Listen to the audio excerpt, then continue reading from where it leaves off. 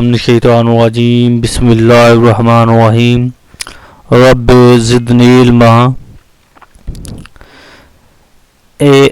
जिस तरह के असी पिछले लैक्चर दे विच असी इस कंबिनेटोरिक्स सबजैक्ट की अफादियत देखी कि ये सानू किस तरीके नाल फायदा पहुँचाता वा। अज असी इनू प्रॉपर वे दे नाल जिहड़ा वा असी सॉल्व करना इनू देखन लगे चैप्टर नू असी इस सबजैक्ट नू अगे लैके चलन लगे आ कि इहदे विच किहड़ियां चीज़ां इस्तेमाल हुंदियां, किस तरीके दे नाल इनू किस प्रॉब्लम्स नू असी इस सबजैक्ट दे सॉल्व कर सकते। हुण असी नंबर वाइज इन्हां नू सॉल्व करना। सारिआं नू पहलों असी इहदे बेसिक प्रिंसीपल दो बेसिक प्रिंसीपल नू डिस्कस करांगे, फिर अगे जावांगे। दो जिहड़े बेसिक प्रिंसीपल डिस्कस करने ने, प्रोडक्ट रूल हो गया, इसी तरह सम रूल हो गया, ठीक है। लेकिन ये असी सिर्फ प्रोडक्ट रूल इस लैक्चर दे विच करना वा। असी ये 2-3 lecture they which product rule the he example daily life example करनी, फिर असी सम रूल सॉल्व करना। इसी तरीके नाल दी एक्सरसाइज होएगी ते असी देखांगे मरीज दे क्वेश्चनस डिफरेंट तरह दे देखांगे ते असी देखांगे कि किस तरीके दे नाल देखो जी असी मैथमैटिक्स कंबिनेटोरिक्स नू असी इस्तेमाल कर सकते हैं। असी इहदा स्पैशल रूल जिहड़ा वा हुण असी इस लैक्चर दे विच जिहड़ा डिस्कस करना वा ओह आ प्रोडक्ट रूल। बेसिक प्रिंसीपल दे विच दो जिहड़े ने ओह रूल्स आंदे ने जिहड़े डेली, यानी कि प्रोडक्ट रूल ते सम रूल। फिर अगे फर्दर अगे नू मजीद एक्सटेंड करके अगे बहुत सारे रूल्स बन जाते हैं। लेकिन हले असी 2-3 लैक्चर दे विच सिर्फ असी प्रोडक्ट रूल डिस्कस करना, फिर उस तो बाद चो सम रूल डिस्कस करना।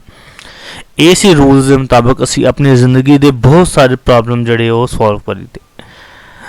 प्रोडक्ट रूल ऑफ काउंटिंग ये असी पहले सिर्फ 2 इवेंट्स वास्ते एक दे लैक्चर दे विच असी सिर्फ 2 इवेंट लैने ने।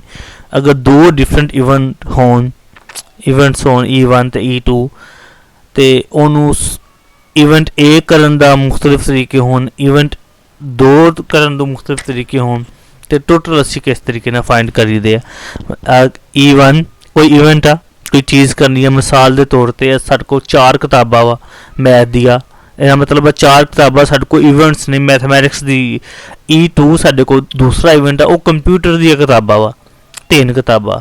इसका मतलब है कि एक मैथ वाला वो एक अलहदा इवेंट आ, कंप्यूटर साइंस वाला एक अलहदा इवेंट आ।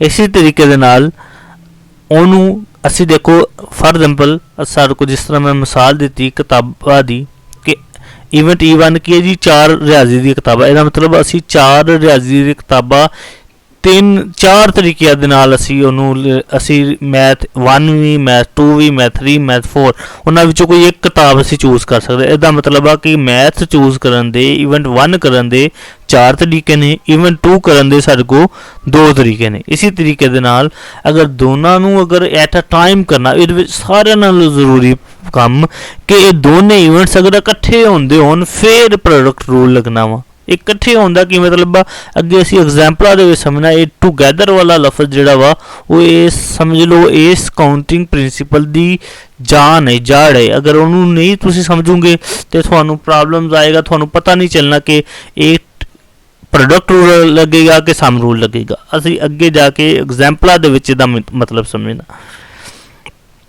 ये भी 2 केसिस ने। नंबर 1 केस 1 की है रैपीटिशन इज़ अलाउड, यानी कि चीज़ां रिपीट हो सकती है। मिसाल के तौर पर एक मैं छोटी जी मिसाल लेंदा वा कि अगर तुसी खाना खान बैठते हो, बाज़ लोग एक ही चम्मच नाल मुख्तलिफ डिशां चख लेंदे आ, यानी कि इसका मतलब चम्मच जिहड़ा वा वो रिपीट हो रहा वा। अगर तुसी उहदे नाल पहलों कोई चावल खा ले, राइस खा लिया, उस तो बाद तुसी उहदे नाल दही भल्ले खा ले, ठीक है मिसाल के तौर पर। इसका मतलब है कि चम्मच साढ़े को रिपीट हो गया, रैपीटिशन अलाउ होगी।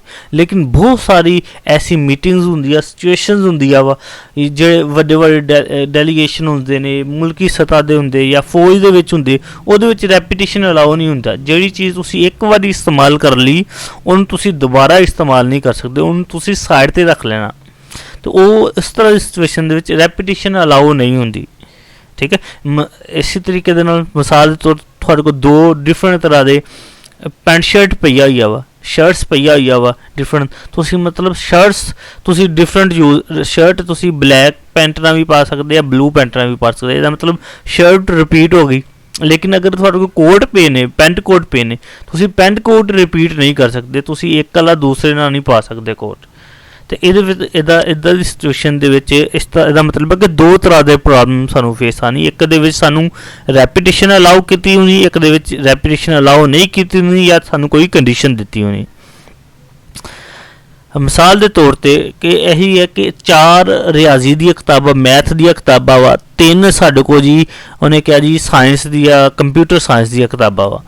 ਤੇ ਸਟੂਡੈਂਟ BS ਮੈਥ ਦਾ ਵਾ, ਉਹਨੂੰ ਕਿਹਾ ਗਿਆ 1 मैथमेटिक्स एंड 1 CS बुक जी वो चूज करनी है पिक टूगैदर, ठीक है। या फिर देखो एंड दे लफ्ज़ तो अगर पिक टूगैदर नहीं लिखा आया, उन्हें एंड लफ्ज़ इस्तेमाल किया होया, उन्हें क्या जी 1 जी एक जी वो मैथ की बुक चूज करनी है, एक जी कंप्यूटर साइंस की बुक, यानी मतलब टोटल साढ़े को 4 मैथ दी बुक्कां वा, 3 साढ़े को जी वा इसका मतलब मैथ 1 दे नाल असीं कंप्यूटर की पहली किताब लै सकते, मैथ 1 कंप्यूटर की दूसरी लै सकते, मैथ कंप्यूटर तीसरी। तो इस तरह के पेयर्स बनूंगे।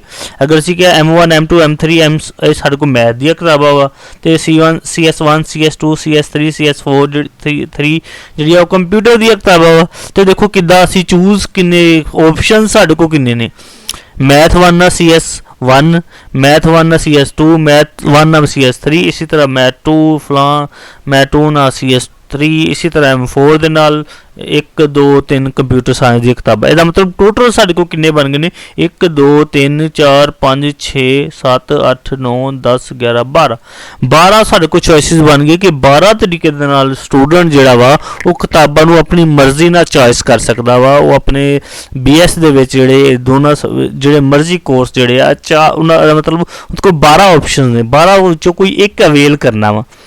ये ते मैं ट्रडिशनल वे दसिया कि अगर किताबां ज़्यादा हो जान, ठीक है, मैथ दिया 50 किताबां हो जान, कंप्यूटर दिया 40 किताबां हो जान, फिर सानू चूज करना पवे, फिर तो साढ़े को पेयर बनाना बड़ा मुश्किल हो जाता, सानू पता ही नहीं होना साढ़े को किन्नी चॉइसां वा।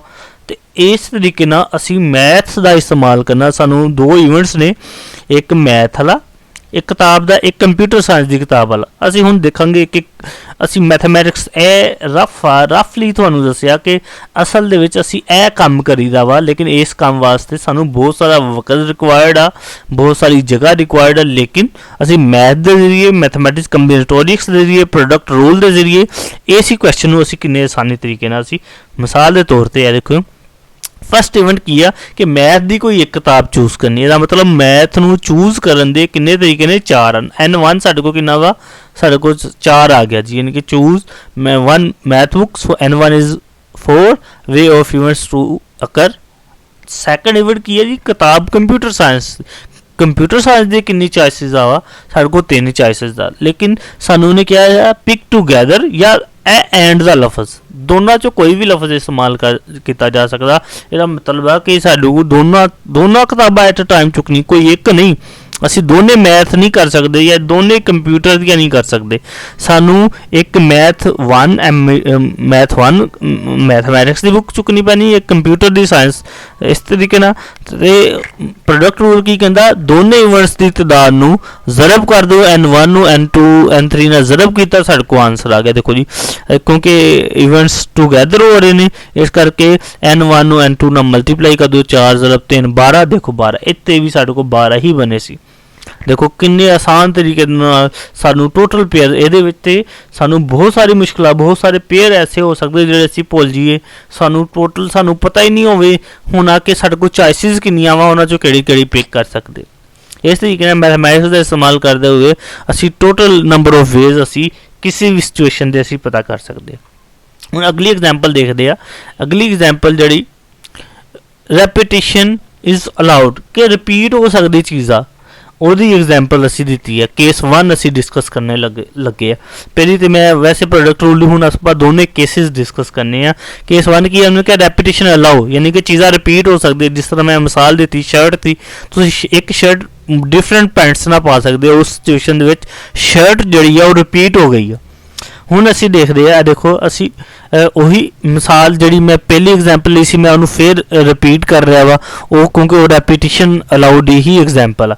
4 ਸਾਡੇ ਕੋਲ 4 ਪੈਂਟਾਂ ਵਾ, 5 ਸ਼ਰਟਾਂ ਵਾ, ਇਹ ਦੇਖੋ ਜੀ। ਤੇ ਇਹਨਾਂ ਵਿੱਚੋਂ ਅਸੀਂ ਬੈਸਟ ਪੇਅਰ 4 ਚੁੱਕ ਕੇ ਲੈ ਕੇ ਜਾਣੇ ਆ। ਅਸੀਂ ਦੇਖੋ ਇਹ ਵਾਲੀ ਜਿਹੜੀ ਵਾਈਟ ਆ, ਵਾਈਟ ਇਹਦੇ ਨਾਲ ਫਿਰ ਵਾਸ਼ ਕਰਕੇ ਇਹਨਾਂ ਪਾ ਸਕਦੇ, ਫਿਰ ਵਾਸ਼ ਕਰਕੇ ਇਹਨਾਂ ਪਾ ਸਕਦੇ। ਇਹਦਾ ਮਤਲਬ ਇੱਥੇ ਰੈਪੀਟੀਸ਼ਨ ਅਲਾਉ ਆ। ਅਗਰ ਰੈਪੀਟੀਸ਼ਨ ਅਲਾਉ ਆ ਤੇ ਅਸੀਂ ਕੋਈ 4 ਇਕੱਠੇ ਹੀ ਲੈ ਕੇ ਜਾਣੀ, ਕੋਈ ਇੱਕ ਨਹੀਂ ਲੈ ਕੇ ਜਾਣੀ। ਸਾਨੂੰ 4 ਹੀ ਕਿਤਾਬਾਂ ਇੱਕ ਹੀ ਟਾਈਮ, 4 ਜਿਹੜੇ ਪੇਅਰਸ ਆ ਉਹ ਅਸੀਂ ਕਿਉਂਕਿ ਨਾਰਾਇਣ ਗਾਨ ਚੱਲੇ ਆ, ਸਾਨੂੰ 4 ਹੀ ਇੱਕ ਟਾਈਮ ਦੇ ਵਿੱਚ ਲੈ ਕੇ, ਇਹ ਨਹੀਂ ਇੱਕ ਸ਼ਰਟ ਲੈ ਗਏ, ਦੂਸਰੀ ਸ਼ਰਟ ਲੈ ਗਏ, ਤੀਸਰੀ, ਇਹ ਸਿਚੁਏਸ਼ਨ ਤੇ ਬੰਦ ਹੀ ਨਹੀਂ। 4 ਪੇਅਰਸ ਲੈ ਕੇ ਜਾਣੇ ਪੈਣੇ ਆ। 4 ਪੇਅਰ ਦਾ ਮਤਲਬ ਦੋਨੇ ਹੀ ਇਹ ਤੋਂ ਵੀ ਸਾਨੂੰ ਪਿਕ ਲਾਜ਼ਮੀ ਕਰਨੀ ਪੈਣੀ ਆ, ਇਹਦੇ ਵਿੱਚੋਂ ਵੀ ਸਾਨੂੰ ਲਾਜ਼ਮੀ ਪਿਕ ਕਰਨੀ ਪੈਣੀ, ਫਿਰ ਹੀ ਸਾਡੇ ਕੋਲ ਇੱਕ ਪੇਅਰ ਬਣੇਗਾ। ਤੇ ਦੇਖੋ ਉਹੀ ਸਾਡੇ ਕੋਲ ਉਹੀ ਸਿਚੁਏਸ਼ਨ ਟੋਟਲ। ਇਹਦਾ ਮਤਲਬ ਹੈ ਕਿ ਪਹਿਲੇ ਪ੍ਰੋਬਲਮ ਦੇ ਵਿੱਚ ਜਿਹੜਾ ਪਿੱਛੇ ਅਸੀਂ ਡਿਸਕਸ ਕੀਤਾ ਸੀ ਉਹ ਪ੍ਰੋਡਕਟ ਰੂਲ ਦਾ ਹੀ ਸੀ, ਉਹ 'ਚ ਪ੍ਰੋਡਕਟ ਰੂਲ ਲੱਗਿਆ ਉਹੀ। N1 ਸਾਡੇ ਕੋਲ ਕਿੰਨੀ ਹੈ ਜੀ 4 ਵੇਜ਼ ਆ, N2 ਕਿੰਨੇ ਨੇ 5 ਆ। ਇਹਦਾ ਮਤਲਬ ਹੈ ਕਿ ਦੋਨੇ ਐਟ ਅ ਟਾਈਮ ਦੋਨੇ ਹੀ ਪਿਕ ਕਰਨੀਆਂ ਪੈਂਦੀਆਂ, ਫਿਰ ਸਾਡੇ ਕੋਲ ਪੇਅਰ ਬਣਨਾ। ਜੇ ਪੇਅਰ ਦਾ ਲਫ਼ਜ਼ ਵੀ ਐਂਡ ਦੀ ਸੈਂਸ 'ਚ, ਪੇਅਰ ਕਹਿੰਦੇ ਹੀ ਦੋ ਚੀਜ਼ਾਂ ਨੂੰ ਹਾਂ। ਤੇ ਇਹਦਾ ਮਤਲਬ ਹੈ ਕਿ ਸਾਨੂੰ ਇੱਕ ਪੈਂਟ ਤੇ ਇੱਕ ਸ਼ਰਟ ਲਾਜ਼ਮੀ ਚੁੱਕਣੀ ਪੈਂਦੀ। ਇਹਦਾ ਮਤਲਬ ਪ੍ਰੋਡਕਟ ਰੂਲ ਲੱਗੇਗਾ। 4 0 5 ਵੀ ਅਸੀਂ ਜ਼ਰਬ ਦਿੱਤਾ, ਸਾਡੇ ਕੋਲ ਜਵਾਬ ਆ ਗਿਆ। ਜੇ ਅਸੀਂ ਪਿੱਛੇ ਵੀ ਐਗਜ਼ਾਮਪਲ ਹੈ, ਇਹਦਾ ਮਤਲਬ ਇਹ product rule with repetition allow ਦੀ ਸਾਡੇ ਕੋਲ ਇੱਕ ਐਗਜ਼ਾਮਪਲ ਆ। ਇੱਕ ਹੋਰ ਮਿਸਾਲ ਉਹੀ ਉੱਦਾਂ ਦੀ ਹੀ ਮਿਸਾਲ ਆ, ਉਹੀ ਸੇਮ। ਹੁਣ ਇਹ 'ਚ ਕੀ ਹੈ ਜੀ, ਕੰਪਿਊਟਰ ਦੀ ਕਿਤਾਬਾਂ ਅਸੀਂ ਇੱਕ ਹੋਰ ਮਿਸਾਲ ਲਈ ਕਿ ਸਾਡੇ ਕੋਲ 18 ਮੈਥ ਦੀ ਆ ਵਾ, 325 ਉਹੀ ਮੈਂ ਪਿੱਛੇ ਵੀ ਕਿਹਾ ਕਿ ਕਿਤਾਬਾਂ ਵਧਾ ਦਿੱਤੀਆਂ ਜਾਵੇ ਤੇ ਅਸੀਂ ਪੇਅਰ ਬਣਾਉਣੇ ਹੋਣ ਸਾਡੇ ਵਾਸਤੇ ਬੜਾ ਮੁਸ਼ਕਿਲ ਆ। ਤੇ ਇਸ ਵਾਰ ਕੀ ਕਹਿੰਦਾ ਅਸੀਂ ਟੋਟਲ ਨੰਬਰ ਆਫ ਵੇਜ਼ ਦੇਖੋ। ਇਵੈਂਟ 1 ਨੂੰ ਕੀ ਹੈ, number of ways to pick a mathematics book ਕਿੰਨੀ ਹੈ ਜੀ ਸਾਡੇ ਕੋਲ 18। N2 ਕੀ ਸਾਡੇ ਕੋਲ 325। ਇਹਦਾ ਮਤਲਬ ਹੈ ਕਿ ਦੋਨੇ ਐਟ ਅ ਟਾਈਮ ਅਸੀਂ ਪਿਕ ਕਰਨੇ ਆ ਕਿ 2 consecutive to pick that 1 in mathematics and. ਦੇਖੋ ਐਂਡ ਦਾ ਲਫ਼ਜ਼ ਹੋ ਗਿਆ, ਇਹਦਾ ਮਤਲਬ ਹੈ ਕਿ ਦੋਨੇ ਇੱਕ ਟਾਈਮ ਤੇ ਕਰਨੇ ਆ। ਤੇ ਇਹਦਾ ਮਤਲਬ ਹੈ ਕਿ ਇੱਥੇ ਸਾਡੇ ਕੋਲ ਪ੍ਰੋਡਕਟ ਰੂਲ ਲੱਗਣਾ। ਪ੍ਰੋਡਕਟ ਰੂਲ ਕੀ ਕਹਿੰਦਾ ਵਾ, ਟੋਟਲ ਵੇਜ਼ ਨੂੰ ਜਿਹੜੇ ਨੰਬਰ ਆਫ ਵੇਜ਼ ਹੁੰਦੇ ਨੇ N1 N2 ਉਹਨਾਂ ਨੂੰ ਮਲਟੀਪਲਾਈ ਕਰ ਦਿਓ, ਸਾਡੇ ਕੋਲ ਆਨਸਰ 18 ਨੂੰ ਅਸੀਂ 325 ਨਾਲ ਜ਼ਰਬ ਦਿੱਤੀ ਆ ਜਾਓ 5850 ਤਰੀਕੇ ਆ ਅਸੀਂ ਕਿਤਾਬਾਂ ਚੂਜ਼ ਕਰਨ ਦੇ ਕਿਸੇ ਵੀ ਸਟੂਡੈਂਟ ਵਾਸਤੇ। ਇਸੇ ਤਰ੍ਹਾਂ ਅਗਲੀ ਐਗਜ਼ਾਮਪਲ ਦੇਖੋ ਜੀ। ਅਗਲੀ ਐਗਜ਼ਾਮਪਲ ਬੜੀ ਇੰਪੋਰਟੈਂਟ ਆ ਕਿ ਜਿੱਦਾਂ ਅਸੀਂ ਯੂਨੀਵਰਸਿਟੀ 'ਚ ਜਾਈਏ ਜਾਂ ਪਹਿਲੋਂ ਅਸੀਂ ਕੋਈ ਵੀ ਫੰਕਸ਼ਨ ਹੁੰਦਾ, ਕੋਈ ਇਨਾਮਾਤ ਤਕਸੀਮ ਕਰਨ ਦਾ, ਐਨੂਅਲ ਫੰਕਸ਼ਨਸ ਵਗੈਰਾ ਕਾਲਜਾਂ ਸਕੂਲਾਂ ਦੇ ਵਿੱਚ ਹੁੰਦੇ ਨੇ, ਉਹਦੇ ਵਿੱਚ ਤੁਹਾਡੇ ਸਿਰਫ ਤੁਹਾਨੂੰ ਨਹੀਂ ਬਲਕਿ ਤੁਹਾਡੇ ਵਾਲਿदैन ਨੂੰ ਵੀ ਇਨਵਾਈਟ ਕੀਤਾ ਜਾਂਦਾ ਵਾ। ਪਰਟੀਕੂਲਰ ਲੋਕ ਆ ਜਿਹੜੇ ਮਸ਼ਹੂਰ ਲੋਕ ਨੇ, ਗੈਸਟ ਵਗੈਰਾ, ਉਹਨਾਂ ਨੂੰ ਵੀ ਇਨਵਾਈਟ ਕੀਤਾ ਜਾਂਦਾ ਵਾ। ਤੇ ਉਸ ਲਿਹਾਜ਼ ਨਾਲ ਹੀ ਉਹ ਚੇਅਰ ਲਾਉਣੀਆਂ ਹੁੰਦੀਆਂ ਕਿ ਸਾਡੇ ਕੋਲ ਕਿੰਨੇ ਲੋਕਾਂ ਦੀ ਗੈਦਰਿੰਗ ਹੋਏਗੀ, ਕਿੰਨੇ ਲੋਕ ਇਸ ਜਗ੍ਹਾ ਤੇ ਬੈਠ ਸਕਦੇ ਹੋ, ਕਿੰਨੇ ਲੋਕਾਂ ਨੂੰ ਅਸੀਂ ਬੁਲਾ ਸਕਦੇ।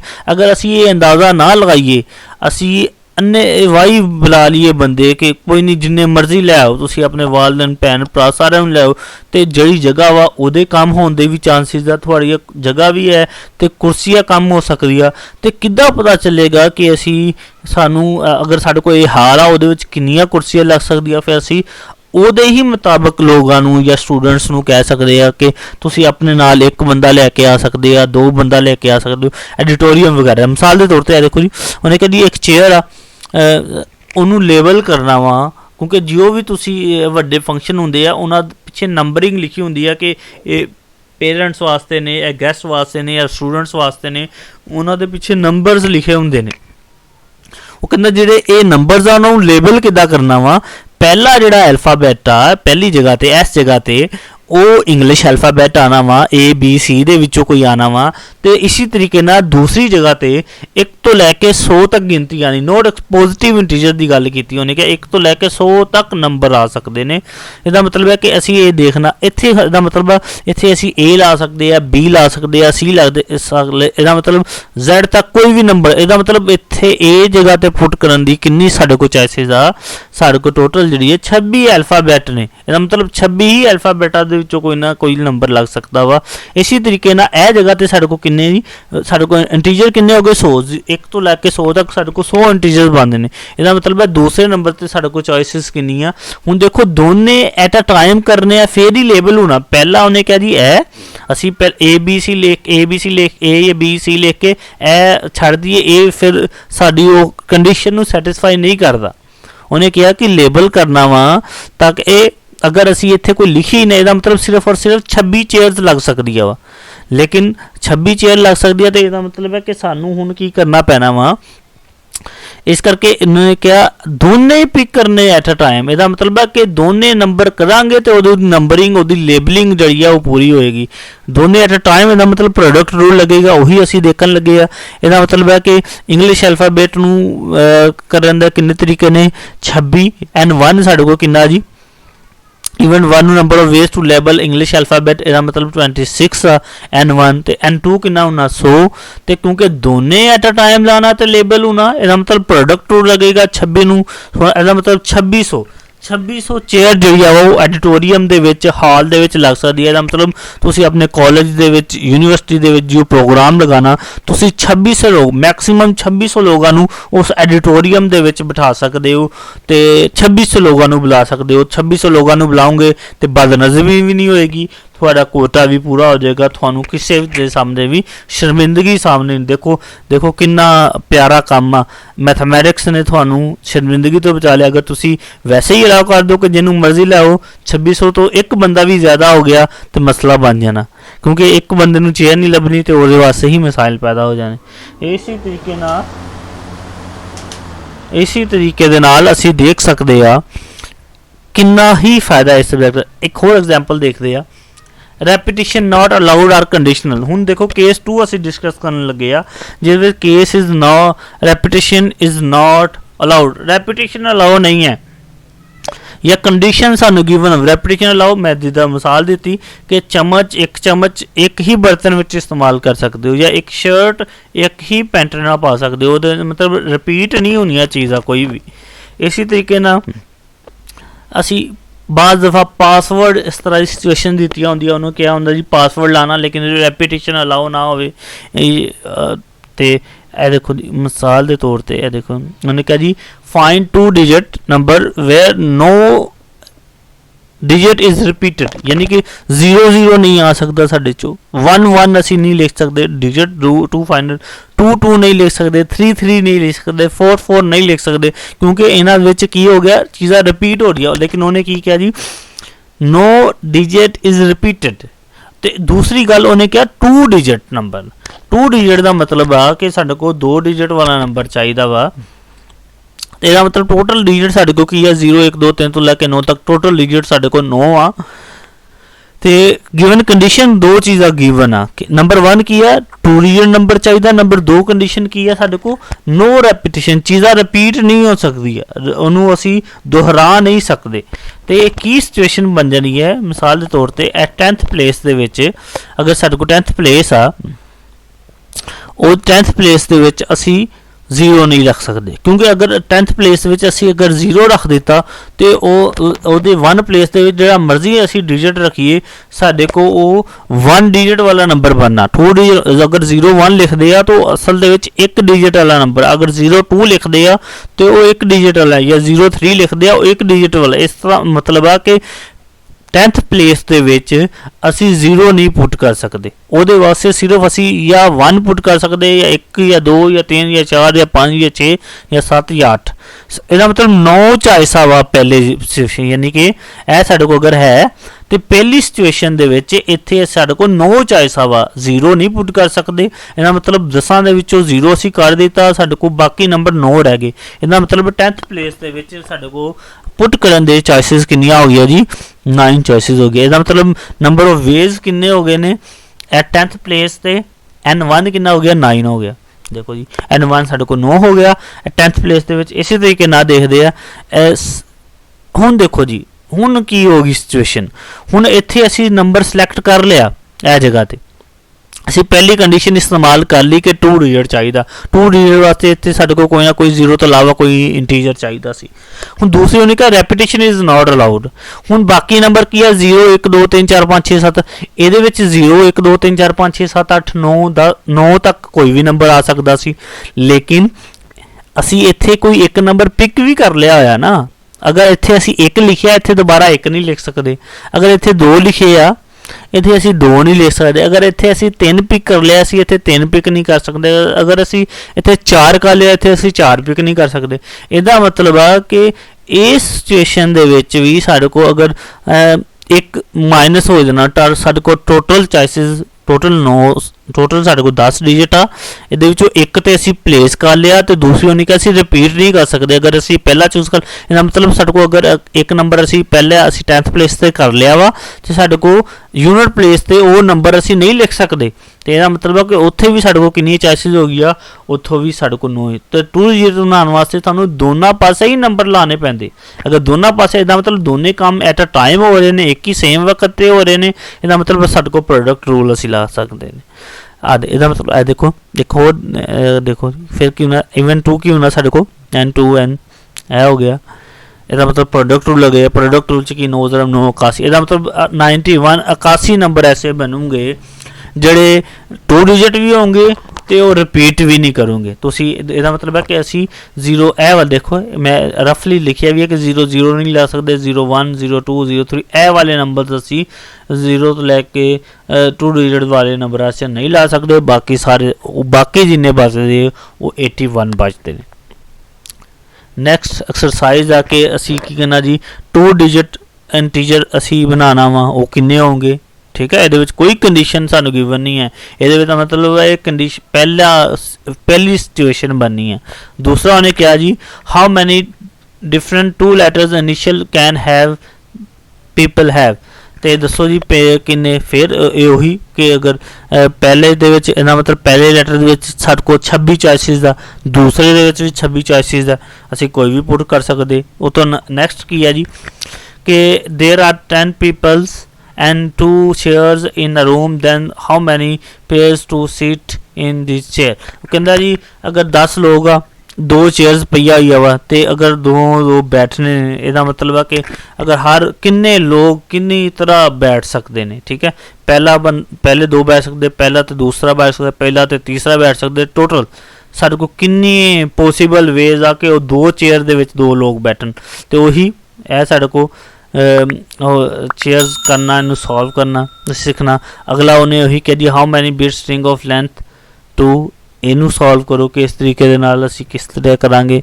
ਤੇ ਨੈਕਸਟ ਲੈਕਚਰ ਦੇ ਵਿੱਚ ਅਸੀਂ ਮਜ਼ੀਦ ਇਹਨੂੰ ਪ੍ਰੋਡਕਟ ਰੂਲ ਨੂੰ ਜਨਰਲਾਈਜ਼ ਦਾ ਮਤਲਬ ਆ ਕਿ ਅਗਰ 3 ਇਵੈਂਟ ਹੋ ਜਾਣ, 4 ਹੋ ਜਾਣ, 5 ਹੋਣ, 6 ਹੋ ਜਾਣ, 7 ਇਵੈਂਟਸ ਹੋ ਜਾਣ ਤੇ ਉਹਨੂੰ ਕਿਸ ਤਰੀਕੇ ਨਾਲ ਇਸਤੇਮਾਲ ਕਰਨੇ ਆ ਤੇ ਇਹਦੀ ਐਗਜ਼ਾਮਪਲਾਂ ਦੇਖਣੀਆਂ ਵਾ ਤੇ ਕਿਹੜੀ ਜਗ੍ਹਾ ਤੇ ਇਹਨੂੰ ਇਸਤੇਮਾਲ ਕਰ ਸਕਦੇ ਆ। ਤੇ ਇਸ ਸਾਡਾ ਦੂਸਰਾ ਲੈਕਚਰ ਸੀ। ਨੈਕਸਟ ਲੈਕਚਰ ਇਹੀ ਚੀਜ਼ਾਂ ਨੂੰ ਡਿਸਕਸ ਕਰਾਂਗੇ। ਫਿਰ ਕਮੈਂਟ ਲਾਜ਼ਮੀ ਕਰੋ ਕਿ ਲੈਕਚਰ ਕਿਸ ਤਰ੍ਹਾਂ ਦੇ ਲੱਗੇ ਆ, ਕਿ ਇਹਨਾਂ ਦੇ ਵਿੱਚ ਕਿਸ ਤਰੀਕੇ ਨਾਲ ਬਿਹਤਰ ਕੀਤਾ ਜਾ ਸਕਦਾ ਵਾ, ਤੇ ਆਪਣੇ ਦੋਸਤਾਂ ਨਾਲ ਲਾਜ਼ਮੀ ਸ਼ੇਅਰ ਕਰੋ ਤਾਂ ਕਿ ਸਿਰਫ ਉਹੀ ਨਹੀਂ ਤੁਸੀਂ ਨਹੀਂ ਬਲਕਿ ਉਹ ਵੀ ਲੋਕ ਜਿਹੜਾ ਵਾ ਇਸ ਕੋਸ਼ਿਸ਼ ਤੋਂ ਜਿਹੜਾ ਵਾ ਉਹ ਫ਼ਾਇਦਾ ਚੁੱਕ ਸਕਣ। ਕਿਉਂਕਿ ਜਿੰਨੇ ਲੋਕ ਜ਼ਿਆਦਾ ਫ਼ਾਇਦਾ ਚੁੱਕੂਗੇ ਉਨਾ ਹੀ, ਕਿਉਂਕਿ ਇਲਮ ਜਿਹੜਾ ਵਾ ਉਹ ਆਪਣੇ ਕੋਲ ਰੱਖਣ ਦਾ ਨਾਮ ਨਹੀਂ, ਇਲਮ ਵੰਡਣ ਦਾ ਨਾਮ ਹੈ। ਤੁਸੀਂ ਜਿੰਨਾ ਵੰਡੋਗੇ ਇਲਮ ਉਨਾ ਹੀ ਵਧੇਗਾ। ਤੁਸੀਂ ਆਪਣੇ ਦੋਸਤਾਂ ਨਾਲ ਸ਼ੇਅਰ ਕਰੋ। ਅਗਰ ਇਹਦੇ ਵਿੱਚ ਕਿਸੇ ਤਰ੍ਹਾਂ ਦੀ ਵੀ ਕਮੀ ਕੁਤਾਹੀ ਆ ਤੁਸੀਂ ਕਮੈਂਟ ਦੇ ਕੇ ਇਨਸ਼ਾਅੱਲਾ ਉਹਨੂੰ ਦੂਰ ਕੀਤਾ ਜਾਏਗਾ। ਓਕੇ ਜੀ, ਅੱਲਾ ਹਾਫਿਜ਼, ਟੇਕ ਕੇਅਰ।